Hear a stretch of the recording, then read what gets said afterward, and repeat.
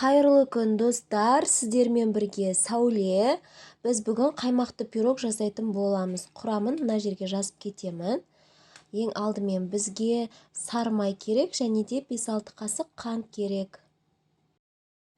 Және бір жұмыртқаны қосып, ұнның бетіне ситадан өткізетін кезде қопсытқышты қосып жіберетін боламыз. Үлкен қасықпен бір қасық.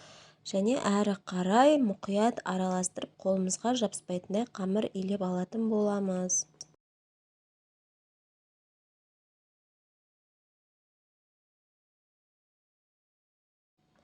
Достар, менде осындай ыдыстың жартысындай қаймақ болды. Үйде соған 3 жұмыртқа қостым, және де қант қостым. Қалауларыңыз бойынша қоссаңыздар болады, және де ванилин қостым 3 граммдай. Барлығын мұқият араластырып алып, дайын тұрған қамырымызды осылай жайып алатын боламыз.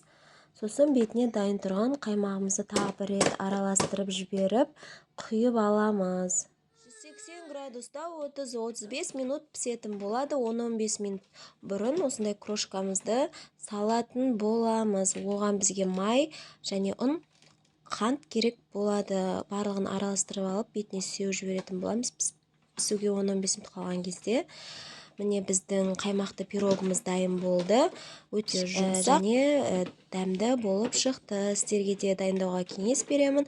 Маған тіркеліп, лайк басып кетуді ұмытпаймыз. Сау болыңыздар.